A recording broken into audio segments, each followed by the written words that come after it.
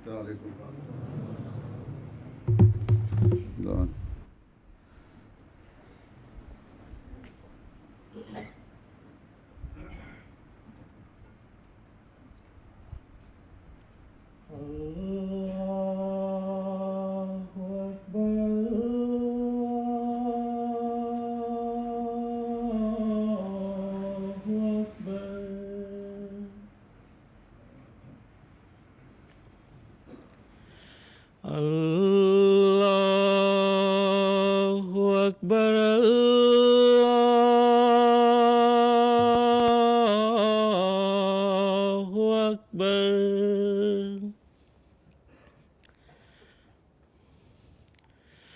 أشهد أن لا إله إلا الله.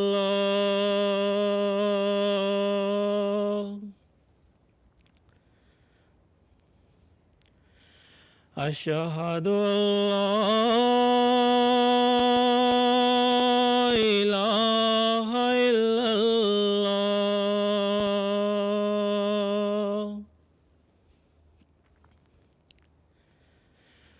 أشهد أن محمدًا رسول الله.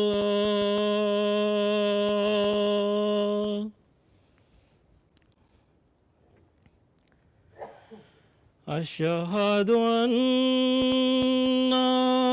محمدًا رسول الله.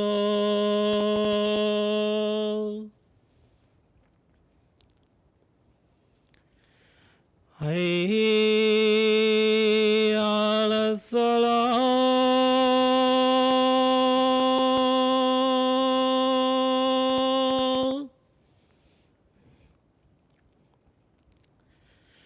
حي على الصلاة.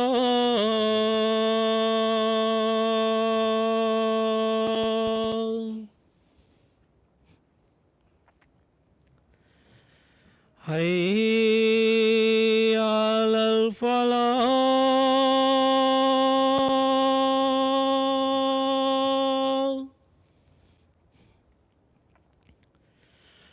حي على الفلاح.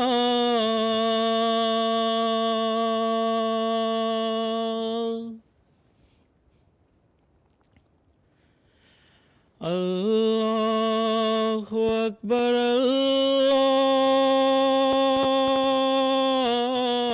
الله أكبر. لا إله إلا الله.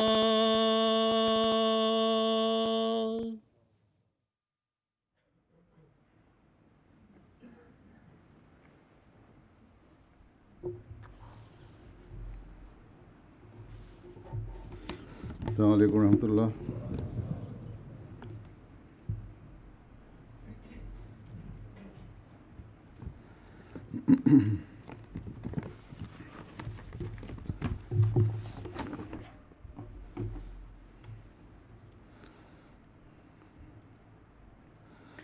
أشهد أن لا إله إلا الله وحده لا شريك له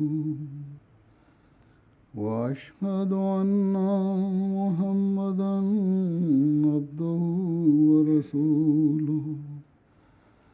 أما بعد فأعوذ بالله من الشيطان الرجيم.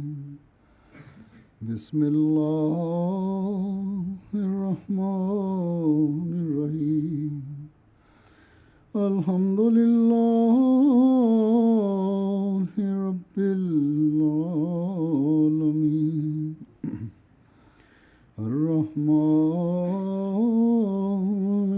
الرحيم. مالك يوم الدين. إياك نعبد وإياك نستعين. اهدنا الصراط المستقيم صراط الذين أنعمت عليهم غير المغضوب عليهم ولا الضالين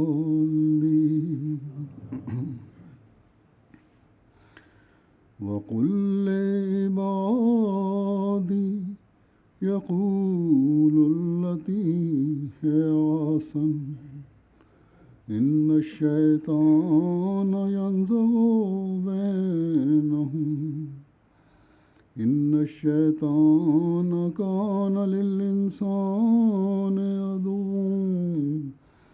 عدوا مبينا.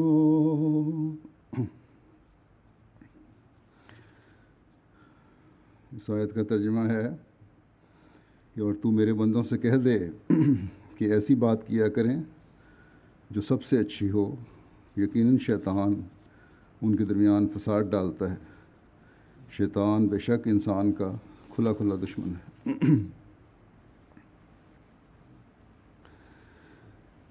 جیسا کہ ترجمے سے سن لیا آپ نے کہ اللہ تعالیٰ نے اپنے بندوں کو یہ پیغام دیا کہ وہ بات کہو جو سب سے اچھی ہے۔ پہلی بات یہ، اور اچھی بات وہی ہے جو خدا تعالیٰ کے نزدیک اچھی ہے۔ اس لیے خدا تعالیٰ نے عبادی کا لفظ استعمال کیا، اس بات کہ میرے بندے، ہمیں اس بات کا پابند کر دیا کہ جو میرے بندے ہیں یا میرے بندے بننے کی تلاش میں ہیں ان کی اب اپنی مرضی نہیں رہی، ان کو اپنی مرضی چھوڑ کر میری مرضی کی تلاش کرنی چاہیے، اور ان اچھائیوں اور ان اچھی باتوں کی تلاش کرنی چاہیے جو مجھے یعنی خدا تعالیٰ کو پسند ہیں۔ اس کی مزید وضاحت اللہ تعالیٰ نے سورہ آل بقرہ میں یوں فرمائی ہے کہ وَإِذَا سَأَلَكَ عِبَادِي عَنِّي فَإِنِّي قَرِيبٌ أُجِيبُ دَعْوَةَ الدَّاعِ إِذَا دَعَانِ فَلْيَسْتَجِيبُوا لِي وَلْيُؤْمِنُوا بِي لَعَلَّهُمْ يَرْشُدُونَ۔ اور اے رسول، جب میرے بندے تو میرے متعلق پوچھیں تو کہہ میں ان کے پاس ہی ہوں، جب دعا کرنے والا مجھے پکارے تو میں اس کی دعا کو قبول کرتا ہوں، سو چاہیے کہ دعا کرنے والے بھی میرے حکم کو قبول کریں اور مجھ پر ایمان لائیں تا ہدایت پا جائیں۔ حضرت مسیح موعود علیہ السلام نے عبادی یعنی میرے بندے کی یوں وضاحت فرمائی ہے کہ وہ لوگ جو اللہ تعالیٰ اور رسول پر ایمان لاتے ہیں وہی عبادی میں شامل ہیں، اور عبادی میں شامل ہونے کی وجہ سے خدا تعالیٰ کے قریب ہیں، اور وہ جو ایمان نہیں لاتے خدا تعالیٰ سے دور ہیں۔ بس سچا عبادی بننے کے لیے اللہ تعالیٰ فرماتا ہے کہ میرے ہر حکم کو مانیں، اپنے ایمانوں کو مضبوط کریں، اور جب یہ کیفیت ہوگی تو ہر قسم کی بھلائیوں کو حاصل کرنے والے بن جائیں گے۔ دعائیں قبول ہوں گی۔ بس جب اللہ تعالیٰ فرماتا ہے کہ میرے بندے وہی بات کریں،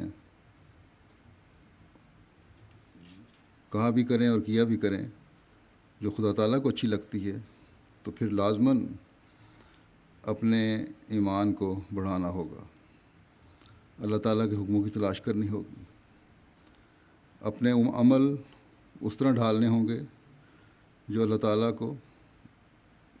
تعالیٰ کی نظر میں اچھے اور آسن ہیں۔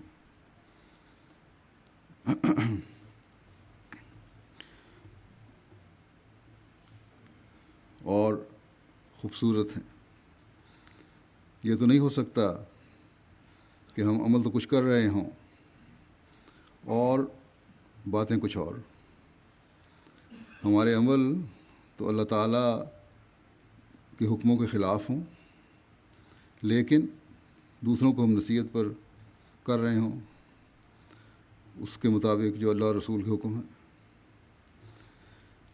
اللہ تعالیٰ نے ایسے قول و فعل کی تضاد کو گناہ قرار دیا. اللہ تعالیٰ فرماتا ہے کہ یا ایھا الذین آمنوا لما تقولون ما لا تفعلون، کہ اے مومنو تم وہ باتیں کیوں کہتے ہو جو تم کرتے نہیں. کبر مقتا عند اللہ ان تقولوا ما لا تفعلون، کہ اللہ تعالیٰ کے نزدیک یہ بہت بڑا گناہ ہے کہ تم وہ کہو جو تم کرتے نہیں. یہ اس اٹھا دیں ذرا یہاں سے. کس نے رکھا ہے یہ؟ ہاں اٹھا دیں، غلط جگہ پہ رکھا ہوا ہے، یا آگے کر دیں اس کو.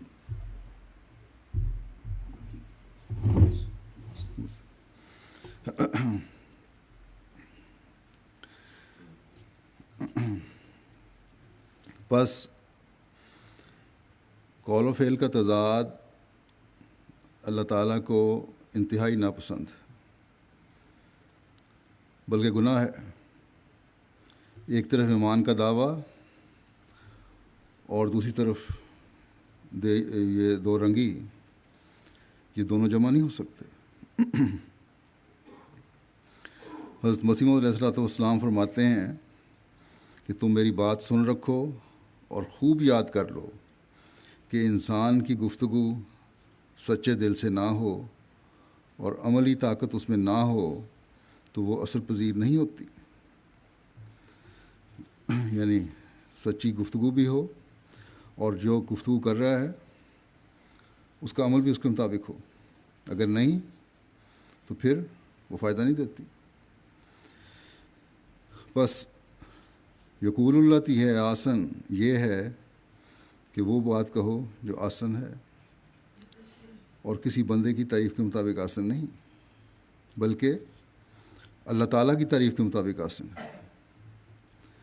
نیکیوں کو پھیلانے والی ہے اور برائیوں سے روکنے والی ہے. ہر انسان اپنی پسند کی تعریف کر کے یہ نہیں کہہ سکتا کہ اس کو قول و فعل میں تضاد نہیں ہے، اس لیے وہ مومن ہو گیا. ایک شرابی یہ کہے کہ میں شراب پیتا ہوں اور تم بھی پی لو، جو میں کہتا ہوں وہ کرتا ہوں، تو یہ نیکی نہیں ہے، نہ یہ آسن ہے، بلکہ گناہ ہے. یہاں اس معاشرے میں ہم دیکھتے ہیں آزادی کے نام پر کتنی بے حیائیاں کی جاتی ہیں اور کھلے عام کی جاتی ہیں، اور ٹی وی اور انٹرنیٹ پر اور اخباروں میں ان بے حیائیوں کے اشتہار دیے جاتے ہیں.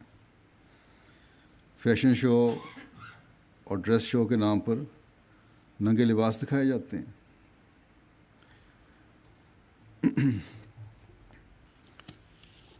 تو بے شک ایسے لوگوں کے قول اور فعل تو ایک ہیں، لیکن خدا تعالیٰ کے نزدیک یہ مکروہ اور گناہ ہے. اللہ تعالیٰ کے حکموں کے خلاف ہیں یہ. بس بعض لوگ اور نوجوان ایسے لوگوں سے متاثر ہو جاتے ہیں کہ بڑا کھرا ہے آدمی ہے، جو کچھ ظاہر میں ہے وہی اندر میں ہے، دو رنگی نہیں ہے. تو انہیں یاد رکھنا چاہیے کہ یہ دو رنگی نہ ہونا کوئی نیکی نہیں ہے، بلکہ بے حیائیوں کا اشتہار دینا ہے اور اللہ تعالیٰ سے دوری ہے. بس اس معاشرے میں رہنے والے نوجوانوں، مردوں، عورتوں کو ایسے ماحول سے بچنے کی انتہائی کوشش کرنی چاہیے. اللہ تعالیٰ کے حضور جھک کر اس سے ہمیشہ اہدنا الصراط المستقیم پر چلنے کی دعا کرنی چاہیے، شیطان سے بچنے کی دعا کرنی چاہیے اللہ تعالیٰ ایک مومن سے جو توقعات رکھتا ہے، جن کا اس نے ایک مومن کو حکم دیا ہے،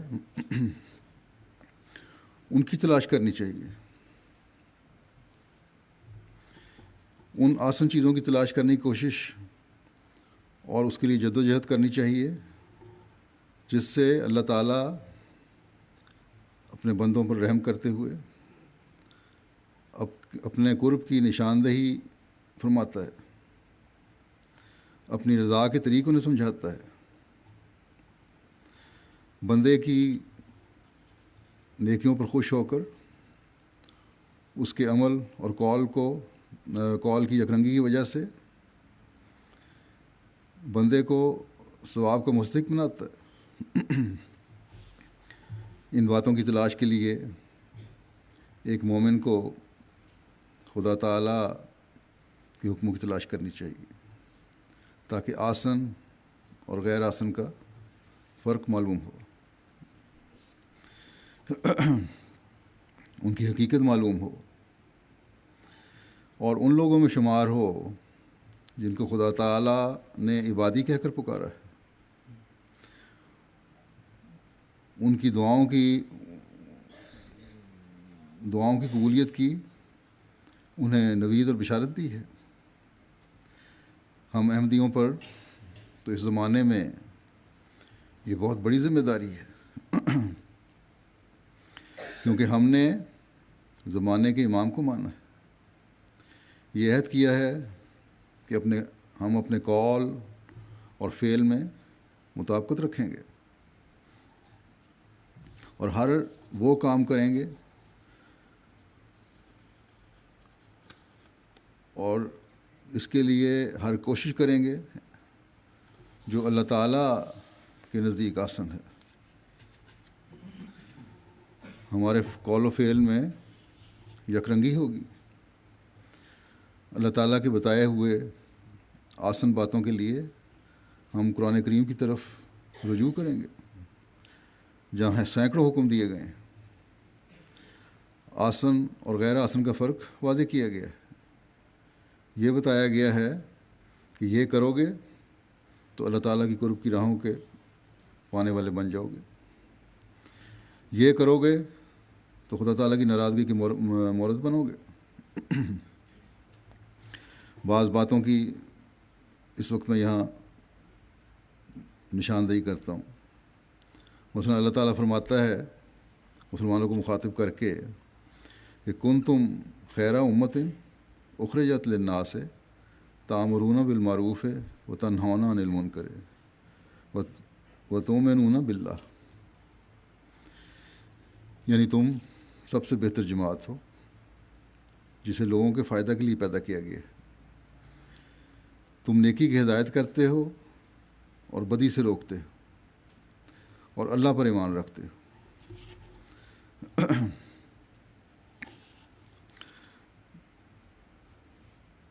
اللہ تعالیٰ نے اپنے بندوں یا عباد الرحمن کا مقام حاصل کرنے والوں کی جماعت کو یہاں سب انسانوں سے بہتر جماعت فرمایا ہے۔ کیوں بہتر ہے؟ اس لیے کہ اللہ تعالیٰ کے بتائے ہوئے طریقے کے مطابق آسن کو اپنے قول و فعل میں قائم کیا ہوا ہے۔ اس لیے بہتر ہیں کہ نیکی کی ہدایت کرتے ہیں، نفسانی خواہشات کے پیچھے چلنے کے بجائے اس ہدایت کی تلقین کرتے ہیں جو خدا تعالیٰ نے اپنا قرب دلانے کے لیے دی ہے۔ فرمایا کہ تم لوگ اس لیے بہتر ہو، خیر امت ہو، کہ بدی سے روکتے ہو،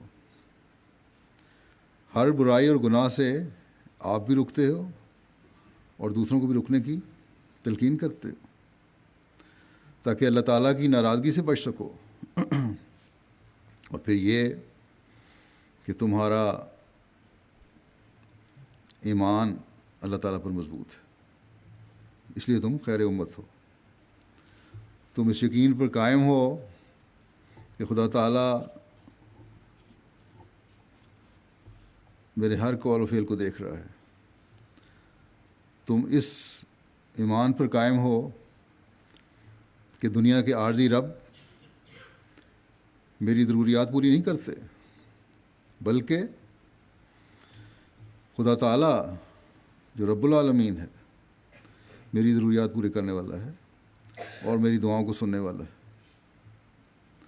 اور پھر یہ قول ایسا ہے، یہ بات ایسی ہے جس کو دنیا کو بھی بتاؤ کہ تمہاری بقا خدا تعالیٰ کے ساتھ تعلق جوڑنے اور اس کے حکموں پر عمل کرنے اور چلنے سے ہے.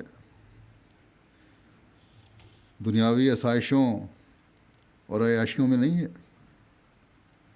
پھر خدا تعالیٰ نے قرآن کریم میں ان آسن باتوں اور نیکیوں اور برائیوں کی مزید تفصیل دی ہے. مثلا یہ فرمایا کہ والذین لا یشہدون الزور واذا مروا باللغو مروا کرام، اور وہ لوگ بھی اللہ کے بندے ہیں جو جھوٹی گواہیاں نہیں دیتے، اور جب لغو باتوں کے ساتھ گزرتے ہیں، پاس سے گزرتے ہیں، تو بزرگانہ طور پر بغیر ان میں شامل ہوئے گزر جاتے ہیں. یہاں دو باتوں سے روکا ہے، ایک جھوٹ سے، ایک لغو بات سے.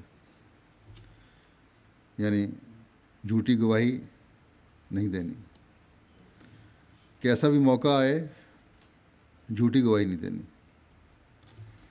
بلکہ دوسری جگہ فرمایا کہ تمہاری گواہی کا معیار ایسا ہو کہ خواہ اپنے خلاف یا اپنے والدین کے خلاف یا اپنے کسی پیارے اور رشتہ دار کے خلاف گواہی دینی پڑے تو دو. بس یہ معیار ہے سچائی کے قائم کرنے کا. یہ معیار قائم ہوگا تو اس آسن میں شمار ہوگا جو اللہ تعالیٰ نے جس کو آسن فرمایا ہے، اور اس کے نتیجے میں انسان اللہ تعالیٰ کا قرب حاصل کرنے والا بنتا ہے. نیکیوں میں مزید ترقی ہوتی ہے اور ان لوگوں میں شمار ہوتا ہے جو اللہ تعالیٰ کے حقیقی بندے ہیں. پھر اللہ تعالیٰ مزید فرماتا ہے سچائی کے بارے میں کہ یا ایھا الذین آمنوا اتقوا اللہ وقولوا قولا سدیدا، کہ اے مومنو اللہ کا تقوی اختیار کرو اور وہ بات کہو جو پیشدار نہ ہو بلکہ سچی، کھری اور سیدھی ہو. یہ وہ سچائی کا معیار قائم رکھنے کے لیے آسن ہے جس کو کرنے اور پھیلانے کا اللہ تعالیٰ حکم دیتا ہے. لیکن اگر ہم اپنے جائزے لیں تو سچائی کے یہ معیار نظر نہیں آتے. ہر قدم پر نفسانی خواہشات کھڑی ہیں. کتنے ہیں ہم میں سے اگر ہم جائزے لیں جو بوقت ضرورت اپنے خلاف گواہی دینے کو تیار ہو جائیں، اپنے والدین کے خلاف گواہی دیں، اپنے پیاروں کے خلاف گواہی دیں، اور پھر یہ معیار قائم کریں کہ ان کی روزمرہ کی گفتگو، کاروباری معاملات وغیرہ جو ہیں ہر قسم کی پیشدار باتوں سے آزاد ہوں. کہیں نہ کہیں یا تو ذاتی مفادات آڑے آ جاتے ہیں، یا قریبیوں کے مفادات آڑے آ جاتے ہیں، یا انائیں آڑے آ جاتی ہیں، اور غلطی ماننے کو کوئی تیار نہیں ہوتا. ان باتوں کو پیشدار بنانے کی کوشش کی جاتی ہے تاکہ اپنی جان بچائی جائے، تاکہ اپنے مفادات حاصل کیے جائیں. قول سدید کا معیار اللہ تعالیٰ کے آسن حکموں میں سے ایک ہے. یا کہنا چاہیے کہ اللہ تعالیٰ کو یہی آسن ہے کہ سچائی بغیر کسی ایچ پیچ کے ہو. اگر اس حکم پر عمل ہو تو ہمارے گھروں کے جھگڑوں سے لے کر دوسرے معاشرتی جھگڑوں تک ہر ایک کا خاتمہ ہو جائے. نہ ہمیں عدالتوں میں جانے کی ضرورت ہو، نہ ہمیں قضاء میں جانے کی ضرورت ہو۔ صلح اور صفائی کی فضا ہر طرف قائم ہو جائے، اگلی نسلوں میں بھی سچائی کے معیار بلند ہو جائیں۔ پھر سچائی کے معیار کے حصول کی نصیحت کے ساتھ مزید تاکید یہ فرمائی کہ جن مجالس میں سچائی کی باتیں نہ ہوں، گھٹیا اور لغو باتیں ہوں، ان سے فوراً اٹھ جاؤ۔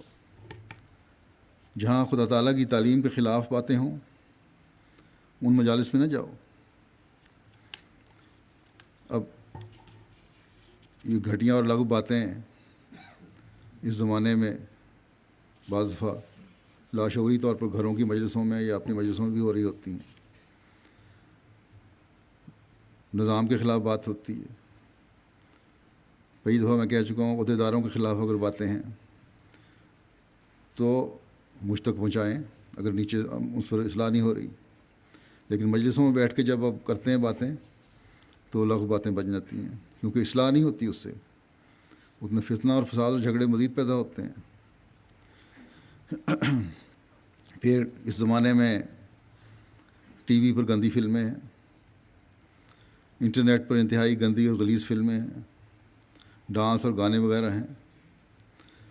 ایسے گانے ہیں جن میں دیوی دیوتاؤں کے نام پر مانگا جا رہا ہوتا ہے، بعض انڈین فلموں میں، یا ان کی بڑائی بیان کی جا رہی ہوتی ہے، جس سے ایک اور سب سے بڑے اور طاقتور خدا کی نفی ہو رہی ہوتی ہے، یا یہ اظہار ہو رہا ہو کہ دیوی دیوتا جو ہیں، بت جو ہیں، یہ خدا تک پہنچانے کا ذریعہ ہیں۔ یہ بھی لغویات ہیں، شرک ہیں۔ شرک اور جھوٹ ایک چیز ہے۔ ایسے گانوں کو بھی نہیں سننا چاہیے۔ پھر فیس بک ہے یا ٹویٹر ہے یا چیٹنگ وغیرہ کے ہیں کمپیوٹر وغیرہ پر، اس پر مجالس لگی ہوتی ہیں، اور ایسی بےہودہ اور ننگی باتیں بعض دفعہ ہو رہی ہوتی ہیں۔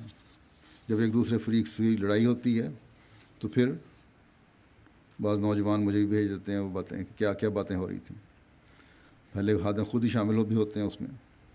ایسی باتیں ہوتی ہیں کہ کوئی شریف آدمی ان کو دیکھ اور سن نہیں سکتا۔ بڑے بڑے اچھے خاندانوں کے لڑکے اور لڑکیاں اس میں شامل ہوتے ہیں اور اپنے ننگ ظاہر کر رہے ہوتے ہیں۔ بس ایک احمدی کے لیے ان سے بچنا بہت ضروری ہے۔ ایک احمدی مسلمان کو تو حکم ہے کہ تم آسن قول کی تلاش کرو، اس آسن کی تلاش کرو جو نیکیوں میں بڑھانے والا ہے، تاکہ اللہ تعالیٰ کے خاص بندے بنو، اور جو لعنت ایسے لوگوں پر پڑنی ہے اس سے بچ سکو۔ بہرحال بہت سے آسن قول ہیں جو خدا تعالیٰ نے ہمیں بتائے ہیں۔ نیکی کے راستے اختیار کرنا اور بتانا آسن ہے، اور برائی سے روکنا اور رکنا آسن ہے۔ اللہ تعالیٰ ایک مومن سے، ایک حقیقی عبد سے یہی فرماتا ہے کہ آسن قول تمہارا ہونا چاہیے۔ ایک جگہ فرمایا وَلِكُلِّ وِجْهَةٌ هُوَ مُوَلِّيهَا فَاسْتَبِقُوا الْخَيْرَاتِ۔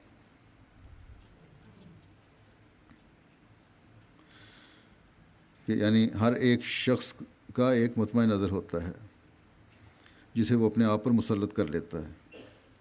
تمہارا مطمع نظر یہ ہو کہ تم نیکیوں میں آگے بڑھنے کی کوشش کرو۔ بس جب نیکیوں میں آگے بڑھنے کی کوشش ہوگی تو قول اور عمل دونوں آسن ہوں گے، اس کے مطابق ہوں گے جو خدا تعالیٰ چاہتا ہے۔ اگر نیکیوں میں آگے بڑھنے کی کوشش ہوگی تو یقیناً پھر شیطان سے اور اس کے حملوں سے بچنے کی بھی کوشش ہوگی۔ اللہ تعالیٰ نے اس جو میں نے شروع میں تلاوت کی تھی آیت، اس میں فرمایا کہ ان الشیطان ینزغ بینہم، کہ یقیناً شیطان ان کے درمیان یعنی انسانوں کے درمیان فساد ڈالتا ہے۔ شیطان کے بھی بہت سے معنی ہیں، اکثر ہم جانتے ہیں۔ شیطان وہ ہے جو رحمان خدا کے حکم کے خلاف ہر بات کہنے والا ہے، تکبر، بغاوت اور نقصان پہنچانے والا ہے، اور اس طرف مائل کرنے والا ہے، حسد کی آگ میں جلنے والا ہے، نقصان پہنچانے والا ہے، دلوں میں وسوسے پیدا کرنے والا ہے۔ غرض کہ جیسا کہ میں نے کہا، ہر وہ بات جو آسن ہے اور جس کے کرنے کا خدا تعالیٰ نے حکم دیا ہے تاکہ حقوق اللہ اور حقوق العباد ادا ہوں، شیطان اس کے الٹ حکم دیتا ہے۔ نزغہ یا النزغہ کا مطلب ہے شیطانی باتیں یا مشورے جن کا مقصد لوگوں کو ایک دوسرے کے خلاف بھڑکانا اور فساد پیدا کرنا ہے۔ بس خدا تعالیٰ فرماتا ہے کہ شیطان انسان کے لیے عدو و مبینہ ہے، کھلا کھلا دشمن ہے۔ اگر تم میرے بندے بن کر ان تمام آسن باتوں کو نہیں کہو گے اور کرو گے، ان پر عمل نہیں کرو گے، تو پھر رحمان خدا کی بندگی سے نکل کر شیطان کی گود میں گرو گے، اور شیطان تمہارے اندر جھوٹ بھی پیدا کرے گا، تکبر بھی پیدا کرے گا، بغاوت بھی پیدا کرے گا، اور دوسروں کو نقصان پہنچانے کی طرف بھی مائل کرے گا۔ دلوں میں وسوسے بھی پیدا کرے گا، حسد کی آگ میں بھی جلائے گا۔ حضرت صلی اللہ علیہ وسلم نے فرمایا ہے کہ تم لوگ رات کو سوتے وقت آخری 2 صورتیں سورۃ الفلق اور الناس جو ہیں یہ 3 دفعہ پڑھ کر اپنے پہ پھونکا کرو، تاکہ شیطانی خیالات اور وسوسوں اور برائیوں سے محفوظ رہو، اور اس طرف توجہ رہے تمہاری، پڑھ کر یہ بھی خیال رہے کہ ہم نے ان سے محفوظ رہنا۔ اللہ تعالیٰ سے یہ دعا ہو کہ ہمیں ان سے محفوظ رکھ۔ بس آسن بات اس وقت ہوگی، نیکیوں میں بڑھنے اور شیطان سے بچنے کی حالت بھی اس وقت ہوگی جب اللہ تعالیٰ کی مدد بھی شامل حال ہوگی۔ اس سے دعاؤں کے ساتھ ہدایت طلب کرتے ہوئے اس کے احکام کی تلاش اور شیطان سے بچنے کی کوشش ہوگی۔ حضرت مسیح موعود علیہ الصلوۃ والسلام فرماتے ہیں کہ شیطان انسان کو گمراہ کرنے کے لیے اور اس کے اعمال کو فاسد بنانے کے واسطے ہمیشہ طاق میں لگا رہتا ہے، یہاں تک کہ وہ نیکی کے کاموں میں بھی اس کو گمراہ کرنا چاہتا ہے اور کسی نہ کسی قسم کا فساد ڈالنے کی تدبیریں کرتا ہے۔ نماز پڑھتا ہے تو اس میں بھی ریا وغیرہ کوئی شعبہ فساد کا ملانا چاہتا ہے، یعنی نماز پڑھنے والے کے دل میں خیالات پیدا کر کے۔ ایک امامت کرانے والے کو بھی اس بلا میں مبتلا کرنا چاہتا ہے، بس اس کے حملے سے کبھی بے خوف نہیں ہونا چاہیے، کیونکہ اس کے حملے فاسقوں فاجروں پر تو کھلے کھلے ہوتے ہیں، وہ تو اس کا گویا شکار ہیں، لیکن زاہدوں پر بھی حملے کرنے سے وہ نہیں چوکتا اور کسی نہ کسی رنگ میں موقع پا کر ان پر حملہ کر بیٹھتا ہے۔ جو لوگ خدا کے فضل کے نیچے ہوتے ہیں اور شیطان کی باریک در باریک شرارتوں سے آگاہ ہوتے ہیں، وہ تو بچنے کے لیے اللہ تعالیٰ سے دعائیں کرتے ہیں، لیکن جو ابھی خام اور کمزور ہوتے ہیں وہ کبھی کبھی مبتلا ہو جاتے ہیں۔ ریا اور عجب وغیرہ سے بچنے کے واسطے ایک ملامتی فرقہ ہے جو اپنی نیکیوں کو چھپاتا ہے اور سیئات کو ظاہر کرتا ہے۔ ایک فرقہ ایسا بھی ہے جو کہتے ہیں نیکیاں ظاہر نہ کرو اور اپنی برائیاں ظاہر کرو، تاکہ کوئی یہ نہ کہے کہ بڑے نیک ہیں۔ فرمایا کہ وہ اس طرح پر سمجھتے ہیں کہ ہم شیطان کے حملوں سے بچ جاتے ہیں، مگر میرے نزدیک وہ بھی کامل نہیں ہیں، ان کے دل میں بھی غیر ہے، اگر غیر نہ ہوتا تو وہ کبھی ایسا نہ کرتے۔ انسان معرفت اور سلوک میں اس وقت کامل ہوتا ہے جب کسی نوع اور رنگ کا غیر ان کے دل میں نہ رہے، اور یہ فرقہ انبیاء علیہ السلام کا ہوتا ہے، یا ایسا کامل گروہ ہوتا ہے، یہ ایسا کامل گروہ ہوتا ہے کہ اس کے دل میں غیر کا وجود بالکل معدوم ہوتا ہے۔ بہرحال اس سے یہ بھی کوئی نہ سمجھ لے کہ انبیاء کو یہ مقام ملتا ہے، اس کی کوشش کی ضرورت نہیں، اس کے علاوہ کسی کو نہیں مل سکتا۔ کئی مواقع پر حضرت مسیح علیہ السلام نے خود بھی فرمایا ہے کہ تم اپنے معیار اونچے کرنے کی کوشش کرتے چلے جاؤ، بلکہ فرمایا کہ ولی بنو، ولی پرست نہ بنو۔ پھر اللہ تعالیٰ نے ہمارے سامنے حضرت صلی اللہ علیہ وسلم کے نمونے کو پیش فرما کر فرمایا کہ یہ تمہارے اصلی اسوہ حسنہ ہے، اس پر چلنے کی کوشش کرو۔ بس شیطان کے حملے سے بچنے کے لیے اپنی بھرپور کوشش کی ضرورت ہے۔ اس کے لیے جیسا کہ اللہ تعالیٰ فرماتا ہے، آسن قول ضروری ہے۔ ہر معاملے میں اللہ تعالیٰ کے احکامات پر نظر رکھنا ضروری ہے۔ پھر دعا بھی اللہ تعالیٰ نے سکھائی کہ آخری 2 صورتیں جو ہیں قرآن کریم کی، جس میں شیطان کے ہر قسم کے حملوں سے بچنے کی بھی دعا ہے۔ پھر اللہ تعالیٰ فرماتا ہے ایک جگہ کہ وَإِمَّا يَنزَغَنَّكَ مِنَ الشَّيْطَانِ نَزْغٌ فَاسْتَعِذْ بِاللَّهِ إِنَّهُ هُوَ السَّمِيعُ الْعَلِيمُ۔ اگر تجھے شیطان کی طرف سے کوئی بہکا دینے والی بات پہنچے، ایسی باتیں شیطان پہنچائے جو آسن قول کے خلاف ہو، تو اللہ تعالیٰ کی پناہ مانگ۔ اللہ تعالیٰ کی پناہ میں آنے کی بہت زیادہ دعا کرو۔ اعوذ باللہ من الشیطان الرجیم پڑھو، لا حول ولا قوت الا باللہ پڑھو۔ اللہ تعالیٰ یہ امید دلاتا ہے کہ سننے والا اور جاننے والا ہے کہ اگر نیک نیتی سے دعائیں کی گئی ہیں تو یقیناً وہ سنتا ہے۔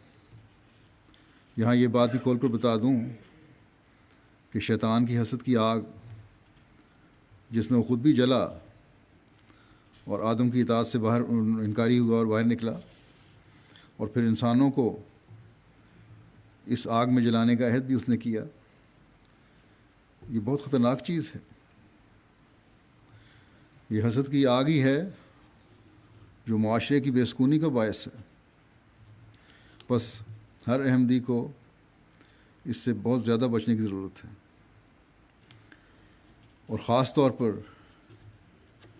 اس سے بچنے کے لیے خدا تعالیٰ کے حضور بہت گڑ گڑا کر دعا کرنی چاہیے۔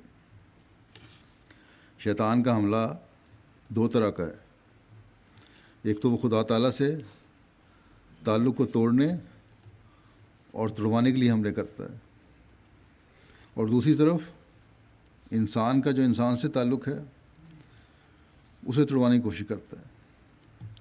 جبکہ آسن قول اللہ تعالیٰ سے محبت کی طرف بھی لے جاتا ہے، اور خدا تعالیٰ کی خاطر انسان کی محبت دوسرے انسان سے بھی پیدا کرتا ہے۔ یعنی جیسا کہ میں نے پہلے کہا، حقوق اللہ اور حقوق العباد آسن قول سے ہی ادا ہو سکتے ہیں۔ اس لیے ہمارا یہ نعرہ جو ہم لگاتے ہیں کہ محبت سب کے لیے، نفرت کسی سے نہیں، ہمارے غیر بھی اس نعرے سے متاثر ہوتے ہیں، اور اگر ہماری مجالس میں آئیں تو اس کا ذکر کیے بغیر نہیں رہ سکتے۔ لیکن ہم آپس میں اس کا اظہار نہ کر رہے ہوں تو یہ نعرہ بے فائدہ ہے۔ اللہ تعالیٰ کا یہ حکم ہے، اور بار بار میں جماعت کے سامنے پیش کرتا ہوں کہ رحماء بینہم، ایک دوسرے سے بہت رحم کا اور رافت کا سلوک کرو، پیار اور محبت کا سلوک کرو۔ وہ ایسے لوگ جو ہیں وہی صحیح مومن ہیں، یہ مومن کی نشانی ہے۔ بڑھ بڑھ کر تقریریں کر کے کہ ہم چاہے جتنا مرضی ثابت کرنے کی کوشش کریں کہ یہ ہمارا نعرہ ہے، محبت سب کے لیے، نفرت کسی سے نہیں، پھر یہ بھی ہم پیش کریں کہ جماعت کی اکائی کی ایک مثال ہے، یہ جتنی بھی ہماری کوششیں ہوں اس کا حقیقی اثر تبھی ہوگا جب ہم اپنے گھروں میں، اپنے ماحول میں یہ فضا پیدا کریں گے کہ ایک دوسرے سے رحم کا سلوک کرنا ہے، ایک دوسرے سے درگزر کا سلوک کرنا ہے۔ یہ بھی ایک ایسی نیکی ہے جس کے بارے میں اللہ تعالیٰ نے خاص طور پر تلقین فرمائی ہے، فرمایا ولیعفو ولیصفحوا، کہ معاف کرو اور درگزر سے کام لو۔ غرض کہ اللہ تعالیٰ کے بے انتہا حکم ہیں جو اللہ تعالیٰ کا قرب دلاتے ہیں، لیکن یہ دنیا ایسی ہے جہاں ہر قدم پر شیطان سے سامنا ہے، جو بہت سے موقعوں پر ہمارے قول و فعل میں تضاد پیدا کر کے ہمیں ان باتوں سے دور لے جانا چاہتا ہے جن کے کرنے کا اللہ تعالیٰ نے حقیقی مومن اور عبد الرحمن کو حکم دیا ہے۔ بس ہمیں یاد رکھنا چاہیے کہ شیطان تو اپنا کام کرتا رہے گا۔ اس نے آدم کی پیدائش سے ہی اللہ تعالیٰ سے یہ مہلت مانگی تھی کہ مجھے مہلت دے کہ جس کے متعلق تو مجھے کہتا ہے کہ میں اس کو سجدہ کروں، اسے سیدھے راستے سے بھٹکاؤں۔ اور پھر یہ بھی کہہ دیا کہ اکثر کو میں ایسے انداز سے بھٹکاؤں گا کہ یہ میرے پیچھے چلیں گے، عبد الرحمن کم ہوں گے اور شیطان کے بندے زیادہ ہوں گے۔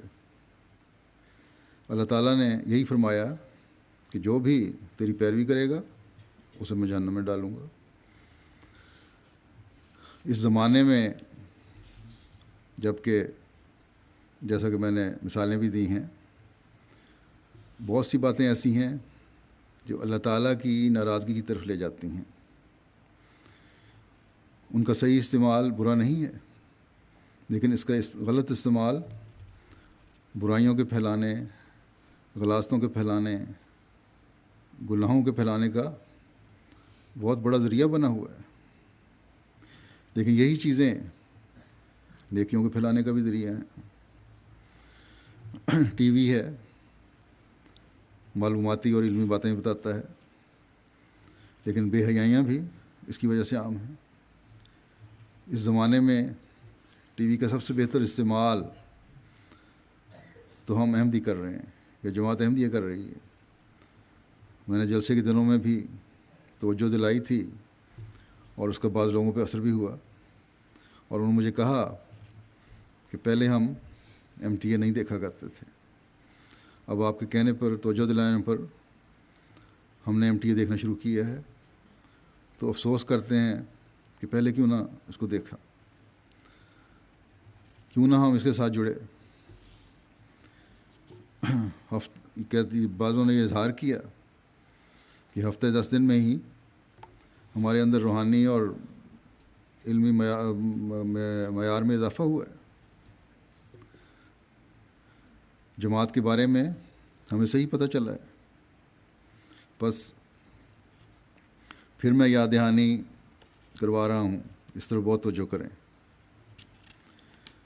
اپنے گھروں کو اس انعام سے فائدہ اٹھانے والا بنائیں جو اللہ تعالیٰ نے ہماری تربیت کے لیے، ہمارے علمی اور روحانی اضافے کے لیے ہمیں دیا ہے، تاکہ ہماری نسلیں احمدیت پر قائم رہنے والی ہوں۔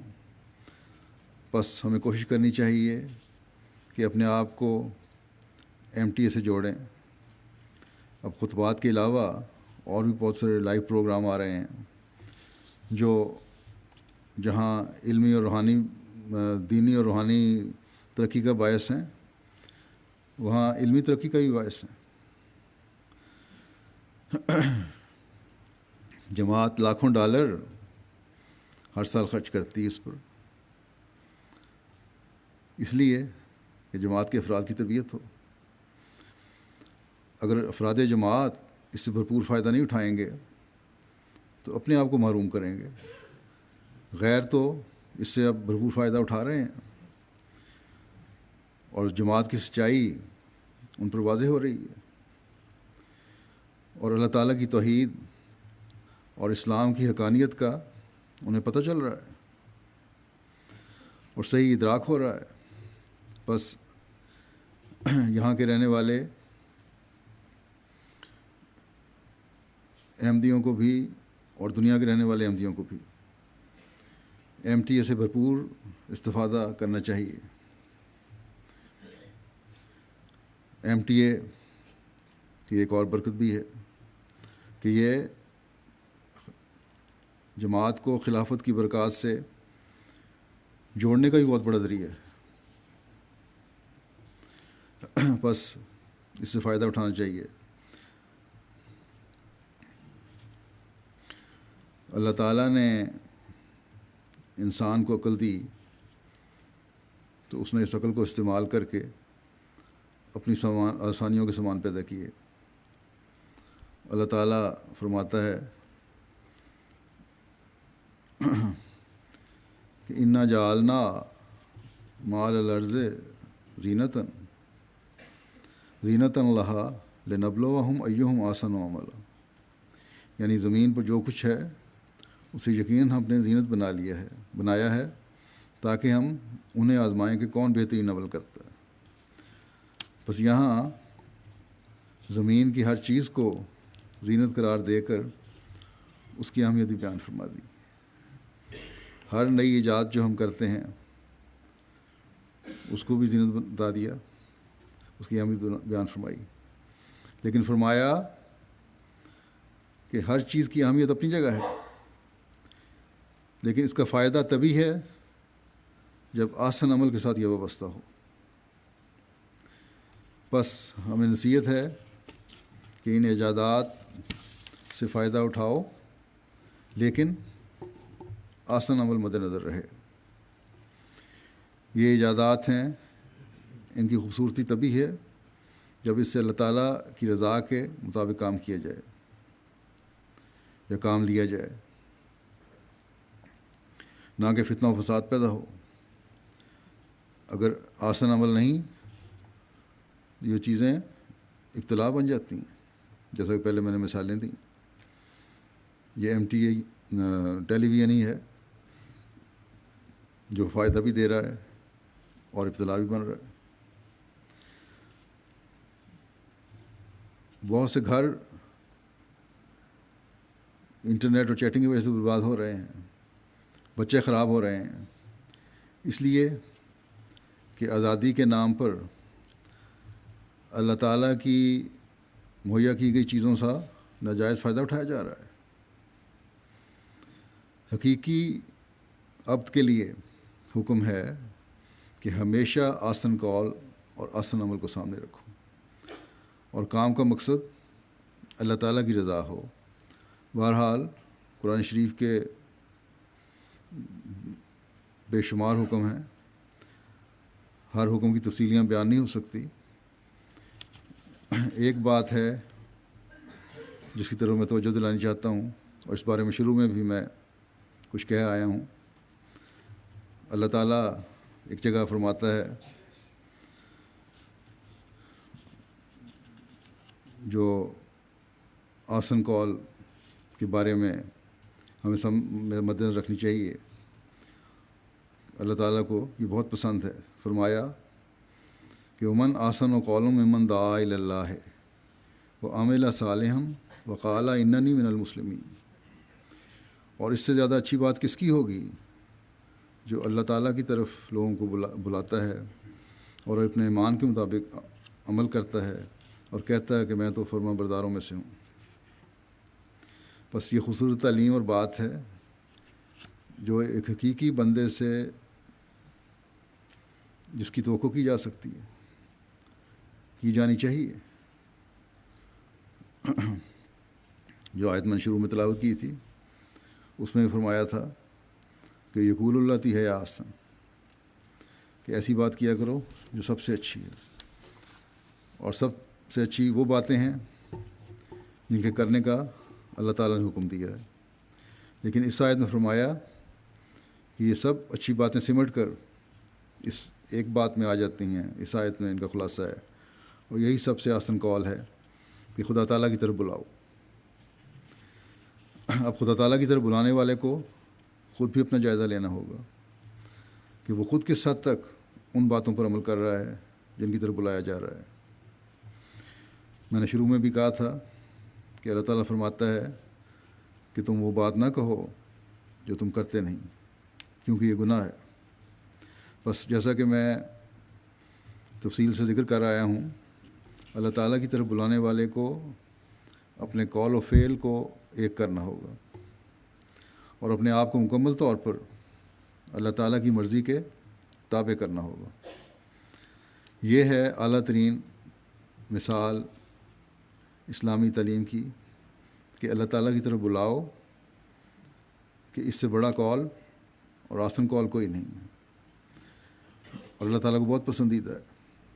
لیکن بلانے کے لیے اپنے عمل بھی وہ بناؤ جو عمل صالح ہیں۔ عمل صالح وہ عمل ہے جو خدا تعالیٰ کی ہدایت کے مطابق ہے، نیکیوں کو پھیلانے والا ہے، وقت کی ضرورت کے مطابق ہے، اور اصلاح کا موجب ہے۔ یہاں عمل صالح کی ایک مثال دیتا ہوں جس کا براہ راست اس سے تو کوئی تعلق نہیں، لیکن واضح کرنے کے لیے ضروری بھی ہے آپ کے لیے۔ اب مثلاً پہلے میں ذکر کر آیا ہوں کہ معاف کرنا اور درگزر سے کام لینا یہ ایک نیک کام ہے۔ اللہ تعالیٰ نے فرمایا کہ معاف کرنے کی عادت ڈالو، لیکن ایک عادی چور کو معاف کرنا یا کسی عادی قاتل کو معاف کرنا آسان کام نہیں ہے، نہ عمل صالح ہے۔ یہاں عمل صالح یہ ہوگا کہ معاشرے کو نقصان سے بچانے کے لیے اور برائیوں سے روکنے کے لیے ایسے شخص کو سزا دی جائے جو بار بار یہ غلطیاں کرتا ہے اور جان بوجھ کر کرتا ہے۔ اسی طرح کی بہت سی مثالیں ہیں۔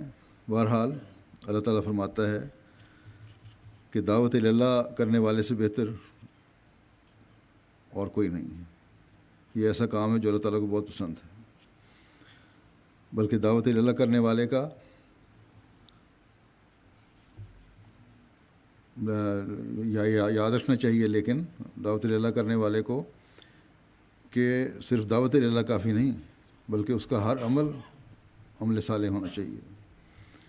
یہ نہیں ہو سکتا کہ ایک طرف تو ایک انسان کہے کہ میں اللہ تعالیٰ کا خاص بندہ ہوں، اس لیے اللہ تعالیٰ کے پیغام کو پہنچانا میرا فرض ہے، لیکن دوسری طرف اپنے بیوی بچوں کا حق ادا نہ کر رہا ہو، یا عورت اپنے گھر کی نگرانی اور بچوں کی تربیت کی طرف توجہ نہ دے رہی ہو، یا کوئی اسلامی احکامات ہیں دوسرے اس پر عمل نہ کر رہا ہو، عورت کا لباس جس کے حیا اور تقدس کا اسلام حکم دیتا ہے اس کا تو خیال نہ ہو اور تبلیغ کے لیے سرگرمی ہو۔ جب ایسے شخص کی تبلیغ سے کوئی اسلام قبول کر کے پھر قرآن کریم کو پڑھے گا تو کہے گا کہ مجھے تو تم نے تبلیغ کی، لیکن قرآن تو حیا اور پردے کا بھی حکم دیتا ہے، تم تو اس پر عمل نہیں کر رہے۔ اسی طرح اور بہت سی برائیاں ہیں، جھوٹ ہے، چغل خوری ہے، اور بہت سے غلط کام ہیں۔ ان کی اس وجہ سے معافی نہیں ہو جائے گی کہ کوئی تبلیغ بہت اچھی کرتا ہے۔ اللہ تعالیٰ فرماتا ہے کہ آسن قول کہنے والا عمل صالح کرنے والا بھی ہو اور اس بات کا اظہار کرنے والا ہو کہ میں فرمانبردار ہوں، کامل اطاعت کرنے والا ہوں اور تمام حکم پر سمعنا و اطعنا کا نعرہ لگانے والا ہوں۔ اور یہی ایک حقیقی مسلمان کی نشانی ہے۔ بس اس حوالے سے میں آسٹریلیا کی جماعت کو بھی توجہ دلانی چاہتا ہوں کہ اس بات کو یاد رکھیں کہ دعوت اللہ اللہ تعالیٰ کو بہت پسند ہے، لیکن اس کے لیے، اس کے ساتھ اور اس کام کو کرنے کے لیے اپنے عمل اللہ تعالیٰ کے حکموں کے مطابق ڈھالنے کی ضرورت ہے اور کامل فرمانبرداری اور اطاعت کا نمونہ دکھانے کی ضرورت ہے۔ یہ ملک جس کی آبادی 23 ملین کے قریب ہے، لیکن رقبے کے لحاظ سے بہت وسیع ہے، بلکہ بر اعظم ہے، لیکن بہرحال آبادی اتنی زیادہ نہیں ہے اور چند شہروں تک محدود ہے۔ بے شک بعض شہروں کا فاصلہ بھی بہت زیادہ ہے، لیکن جیسا کہ میں نے جلسے پر بھی کہا تھا کہ لجنہ، خدام اور انصار اور جماعتی نظام کو تبلیغ کے کام کی طرف بھرپور توجہ دینی چاہیے۔ ہمارا کام پیغام پہنچانا ہے، نتائج پیدا کرنا اللہ تعالیٰ کا کام ہے۔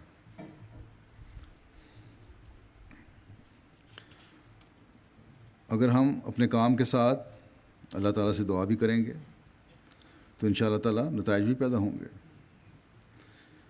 کوئی ہمیں یہ نہ کہے کہ ہم تو جماعت احمدیہ کو جانتے نہیں۔ اتفاق سے میں نے عید والے دن جو ایم ٹی کا پروگرام آ رہا تھا دیکھا، اسٹوڈیو کا تو پروگرام یہاں سے، تو ہمارے نائب امیر صاحب جو ہیں خالد سیف اللہ صاحب، یہ بتا رہے تھے کہ 1989 میں 89 میں حضرت خلیفۃ المسیح رابع نے عید اور جمعہ یہاں پڑھایا اور مسجد بہت بڑی لگ رہی تھی اور 250 کے قریب زیادہ سے زیادہ آدمی تھے یہاں، اور اب ان کے خیال کے مطابق 2500 کے قریب ہیں۔ اس وقت تو فوری رد عمل یہی تھا میرا بھی کہ الحمدللہ، اور اللہ تعالیٰ کا شکر ادا کرنا چاہیے اس بات پر کہ تعداد بڑھائی۔ لیکن جب میں نے سوچا تو ساتھ ہی فکر بھی پیدا ہوئی کہ تقریباً 24 سال کے بعد یہ تعداد بھی زیادہ تر پاکستان اور فجی سے آنے والوں کی ہے۔ تبلیغ سے شاید 2-4 احمدی ہوئے ہوں اور وہ بھی سنبھالے نہیں گئے۔ 24 سال میں 24 احمدی بھی نہیں بنائے گئے یہاں کے لوکل مقامی، یعنی سال میں 1 احمدی بھی نہیں بنا۔ یہ تعداد جو بڑی ہے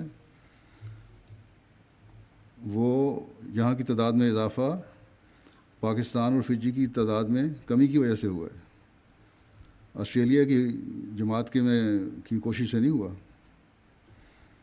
بس ہمیں حقائق سے آنکھیں بند نہیں کرنی چاہیے اور ان کو ہمیشہ سامنے رکھنا چاہیے۔ یہ فکر کی بات ہے، کم از کم میرے لیے تو یہ بہت فکر کی بات ہے۔ اسی طرح لوکل لوگوں کے علاوہ، یعنی جو یہاں یہاں آ کے آباد ہوئے لوگ، آسٹریلین جو اب کہلاتے ہیں اپنے آپ کو، ان کے علاوہ مقامی آبادی جو پہلے کی ہے، نیٹو ہیں، ان کے علاوہ بھی یہاں عرب اور دوسری قومیں بھی آباد ہوئی ہیں، ان میں بھی تبلیغ کی ضرورت ہے۔ باقاعدہ پلان کر کے پھر تبلیغ کی مہم کرنی چاہیے۔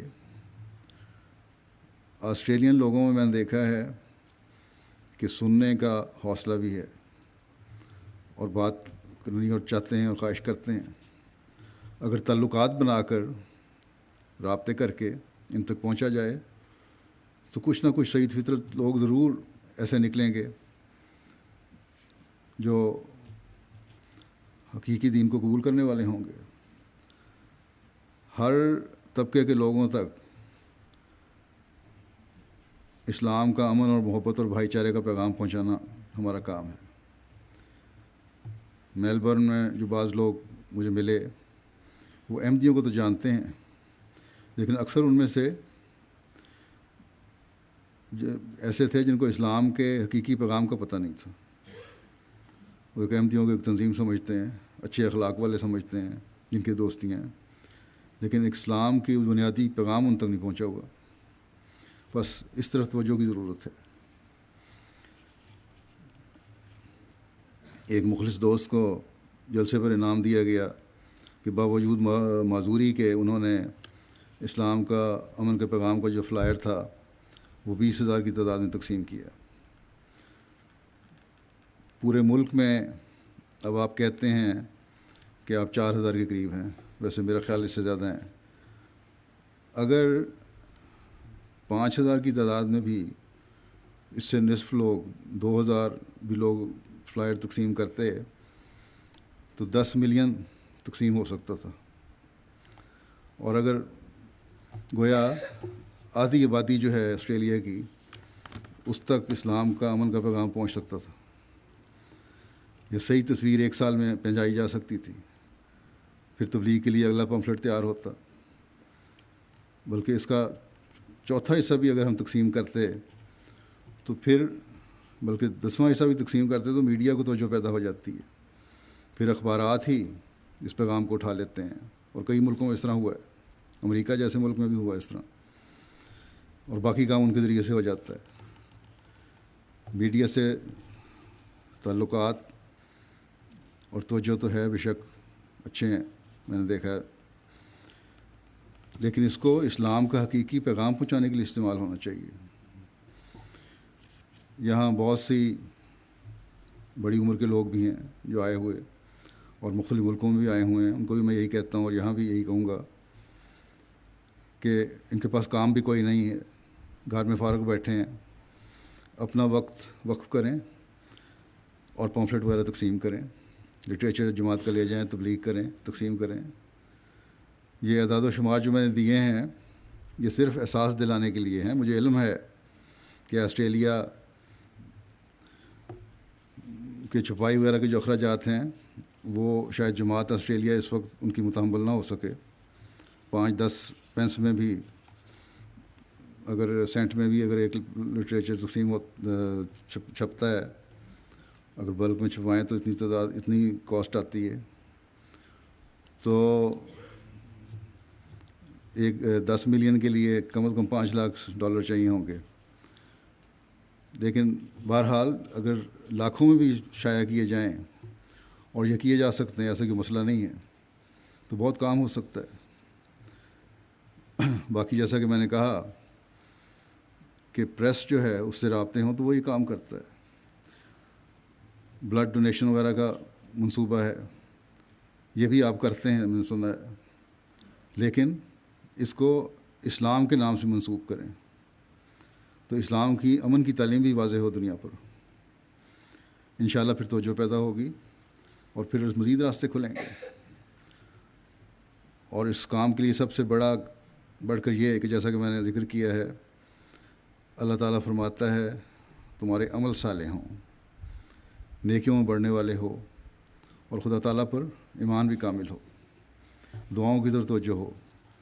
اللہ تعالیٰ ہمیں اپنے ان بندوں میں شامل فرمائے جو عمل صالح کرنے والے بھی ہیں اور نیکیوں اور فرمانبرداری میں بڑھنے والے بھی ہیں، اور اس کی رضا کے مطابق ہم کام کرنے والے بھی ہوں، اور نیک پھر نتائج بھی اللہ تعالیٰ پیدا فرمائے ان کے۔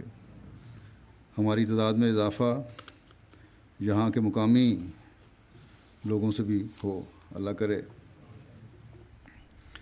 نمازوں کے بعد میں ایک جنازہ غائبی پڑھاؤں گا جو محترمہ صاحبزادی امت المتین صاحبہ کا ہے، حضرت مسلم موعود رضی اللہ عنہ کی بیٹی تھیں، اور مکرم سید میر محمود احمد ناصر صاحب کی اہلیہ۔ 14 اکتوبر کی رات کو تقریباً 12 بجے ربوہ میں ان کا انتقال ہوا۔ انا للہ و انا الیہ راجعون۔ کل پرسوں عید والے دن ان کی تدفین ہوئی تھی۔ آپ قادیان میں 21 دسمبر 1936 کو پیدا ہوئی تھیں، اور جہاں قادیان میں دارالمسیح میں ان کی پیدائش ہوئی۔ حضرت اماں جان اسلی بسانی نے اس وقت بڑی دعائیں کی ان کے لیے۔ آپ حضرت سیدہ مریم صدیقہ صاحبہ کی بیٹی تھیں۔ حضرت مسلم موعود کی بیوی سے، اہلیہ سے یہی ایک اولاد تھی، اور حضرت ڈاکٹر میر محمد اسماعیل صاحب رضی اللہ عنہ کی نواسی تھیں۔ حضرت ڈاکٹر میر اسماعیل صاحب حضرت خلیفۃ مسیح ثانی کے ماموں بھی تھے۔ حضرت مسلم موعود نے اپنی بیٹی کے لیے کچھ نظمیں بھی لکھی تھیں، جو کلام محمود میں اطفال الحمدیہ کے ترانے کے نام سے شائع ہیں۔ اس کا ایک شعر یہی ہے کہ میری رات دن بس یہی ایک صدا ہے کہ اس سال میں کون کا ایک خدا ہے۔ بہرحال حضرت مسلم موعود کی اولاد میں، خاص طور پر لڑکیوں میں، ساروں میں نے یہ دیکھا ہے کہ ان کا اللہ تعالیٰ سے بڑا قریبی تعلق تھا، اور نمازوں میں باقاعدگی، اور نہ صرف باقاعدگی، بڑے بڑے لحاظ سے اور توجہ سے نماز پڑھنے والے، لمبی نمازیں پڑھنے والی ہیں ساری۔ آپ کو مکرم میر محمود احمد صاحب ناصر کیونکہ مبلغ بھی رہے ہیں، واقف زندگی ہیں، اسپین میں بھی مبلغ رہے اور امریکہ میں بھی، ان کو ان کے ساتھ رہنے کا موقع ملا، اور مبلغ کی جو بیوی کا حق ہوتا ہے وہ انہوں نے ادا کیا۔ اسپین میں مسجد بشارت جب بنی ہے اس وقت یہ لوگ وہیں تھے، اور تیاری کے کام اور کھانے پکانے کے کاموں میں بڑا کام انہوں نے کیا۔ اس وقت باقاعدہ انتظام نہیں تھا۔ حضرت مسیح رابع نے بھی ذکر کیا کہ انہوں نے بتایا کہ جس رات کو 3 بجے کام سے فارغ ہو کر سوتے تھے، اس وقت بڑا خوش ہوتے تھے کہ آج اللہ تعالیٰ نے کچھ سونے کا موقع دیا۔ تو بڑی لمبی دیر راتوں تک انہوں نے کام کیے، اور اللہ تعالیٰ کے فضل سے وہ تقریب جو مسجد بشارت کی تھی بڑی کامیاب بھی ہوئی۔ ان مہمانوں کا اور مسیح رابع کا کھانا بھی یہ خود پکواتی تھیں، اور اپنے ساتھ اپنی نگرانی میں، کیونکہ باقاعدہ وہاں لنگر کا انتظام نہیں تھا۔ امریکہ میں رہی ہیں، کیلیفورنیا میں لمبا عرصہ، وہاں بھی اس وقت جماعت کے حالات ایسے تھے کہ واشنگ مشین وغیرہ ایسی چیزیں کوئی نہیں تھیں، تو کپڑے وغیرہ دھونے، باقی گھر کے کام کرنے، اگر کوئی مددگار کو مدد کے لیے آفر کرتا تھا تو نہیں مانتی تھیں، گھر کے کام خود کرنے کی عادت تھی۔ لجنہ مرکزیہ پاکستان میں بھی یہ مختلف عہدوں پر سیکریٹری کے طور پر خدمات رجالاتی رہی ہیں۔ خلافت سے بڑا وفا کا تعلق تھا، اور میری خالہ تھیں، لیکن خلافت کے بعد جو تعلق تھا احترام اور محبت اور پیار اور عزت کا بہت بڑھ گیا تھا ہمیشہ۔ بلکہ شروع میں جو پہلی دفعہ سال آئی ہیں لندن، تو کسی کو کہا کہ میں تو بات نہیں کر سکتی کھل کے۔ اب بھی اس سال بھی جلسے پر آئی ہوئی تھیں، کافی بیمار تھیں، اور لیکن پھر بھی جلسے پر آئیں لندن، اور ملاقات ہوئی ان سے۔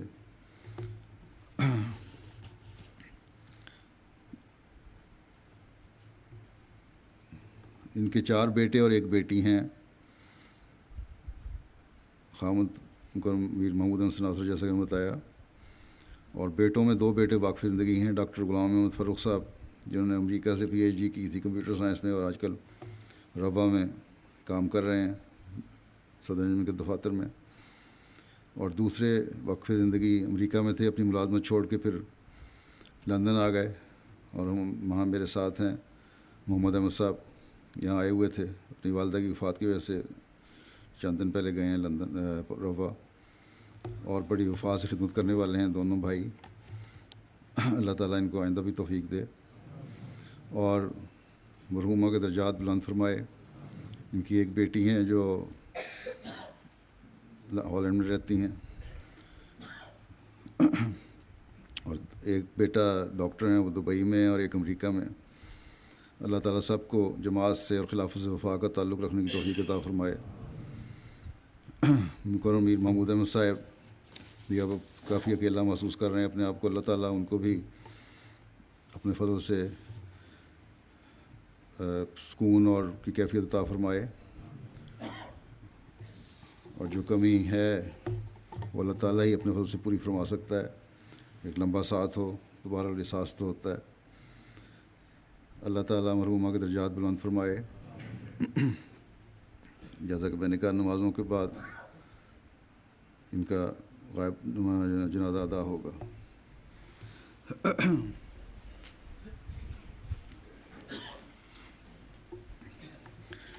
الحمد للہ